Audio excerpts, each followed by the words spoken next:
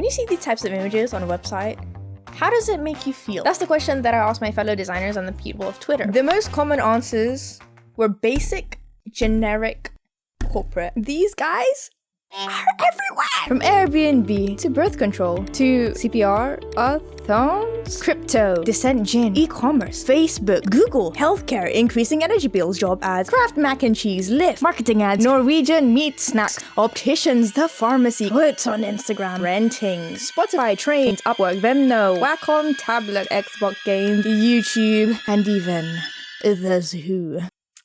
Corporate art, big tech art, corporate Memphis. How did these bendy, bright, disproportionate, beady, pinpoint-eyed, geometric flat styles become the Comic Sans, the YouTuber ukulele background music, the Ed Sheeran of the illustration world? This video was sponsored by Babbel.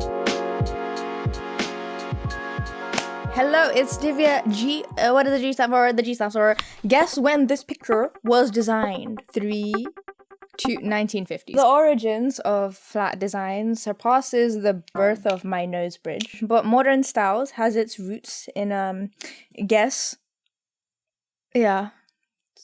it's modernism. And some people believe it to reminisce the Memphis group of the 80s with their bold colors, very unconventional form. Current illustrations, I don't think that there's one definite origin, but there are some big boys in the game. For example, Slack's illustrator, Alice Lee, who took inspiration from the whimsicality of animation and publishing to create an image for Slack that was warm, friendly, and not stuck. And then came Facebook's illustration family. It's scalable, they said. Inoffensive.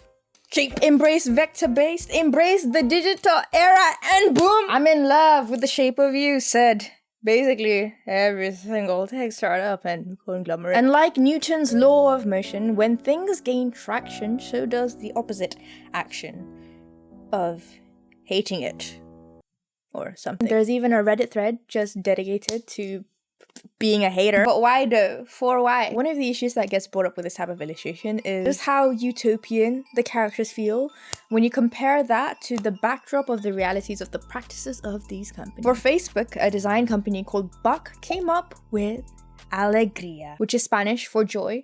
If you'd like to know that without me having to translate it for you, then you can use Babbel, who are the sponsors for this video. Are you sick and tired of being an embarrassment to your family because you only know how to speak English when more than half of the world knows how to speak more than 2 languages? And you don't? What? Can't relate. Well, now you can not do that because Babbel teaches you how to have actual real-world conversations with lessons from expert teachers in your chosen language using very robust and proven methods. For example, British education system sucks, so I'm trying to learn Spanish again. And you can choose your way of learning, like booking a live class with Spanish teachers, quizzes, or you can even speak using their speech recognition to give you feedback on your accent so that you can not do this. Tell me about the fillings then. You've got a pico de gallo, which is basically a salsa. And they're kind enough to provide me with a link, which is in the description for you to use. You can click on and get 65% off your subscription.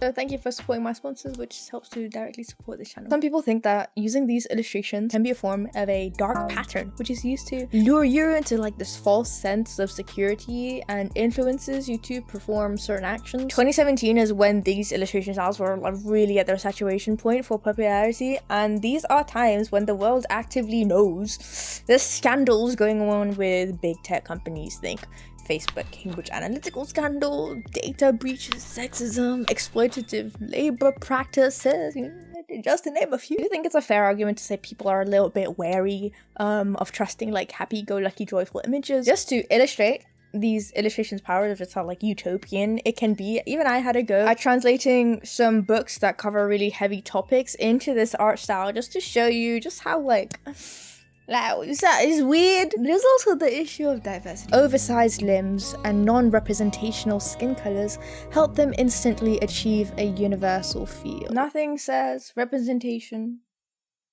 like representing no one. I feel like people don't just want inclusivity. We want something that feels honest. I think companies are very scared to offend it. Compare this approach to Airbnb's illustrator, Jennifer Hom. When a person appears as an outlined white space while their hair and clothing have color, it's easy to assume that they're Caucasian. And I personally think the same goes for blue-skinned t-shirt wearing characters. And so for Jennifer, her goal was to move the needle of representation in tech, using like real photos for inspiration for the illustration. Now, I'm not saying that there's like no space to be stylistic, to be a bit more abstract. And you might think, Divya, well, no one's gonna spend like that long analyzing the illustrations. Nor do companies like kind of care or have the budget or time for it, so they resort to like libraries and stuff. Like, man's not trying to put the sign-up page illustration in the Natural History Museum yet.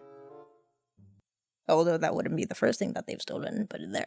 I'd argue that everything in design is intentional. Design and marketing has a strong psychological impact on how you perceive, feel, and interact with a product, a service, or a brand. And also how you perceive yourself in that space as well. Like, who is this brand? What are their core values? And am I a part of their clientele? With illustration, there's really a chance to kind of challenge bias. Like, I know art is subjective. Some people just generally, they don't like the expressionless, like, gangly arm, tiny head on a big body looking like Pip looking. But I think most people don't actually hate that art or the style or the, you know, the underpaid illustrators who are forced by the corporate world to keep on churning this out. When you look at the style just by itself, there's definitely iterations which convey meaning. They create a visual language for the brand. And illustrations help people to process texts, make pages more exciting and visually engaging in a relatively easier and quick time scale. But it's been nearly half a decade since the point of saturation and things start to look a little bit stock photo. I think the real issue that people have with corporate Memphis is what it represents. Homogeny. Facebook becomes YouTube, becomes Instagram, becomes TikTok. In a world of oligopolies and things are samey, there's a real like shiver or taste for things that go a little bit outside the norm. So think Be Real, promising authenticity instead of social media facade. Or Wordle's limit of 1 game a day in a dopamine-seeking, infested society. Or this real boom and wanting to support small businesses. And I think that's why these illustrations feel soulless or stale for some people. In the quest for efficiency, we lose some of the novelty, and I think especially for art, we really like to embrace difference a lot more. When you think of these images, the brands that are adopted, and the context of a society, in turn, it makes some of these images feel a little bit like it's just been churned out in an assembly line. But does it matter? What is next? As we shift more towards Web 3.0, will it encompass more texture? Would it be more dynamic motion design? More 3D? More meta? Or will it be more about the product, a connection to real people again? What do you guys think? Is it time to stop needlessly hating the art style and the artist? Oh my god, you made it to the end. Thank you so much for being here with me. Studies show that most people watch my videos won't subscribe. I make videos on the topic of design, books, and social commentary. And I'll see you guys next time. Hug time, hug time. Escape now while you still have your chance. Okay. How do people in 2023... I'm doing the future. Ed Sheeran, no hate to you. You're just everywhere, man.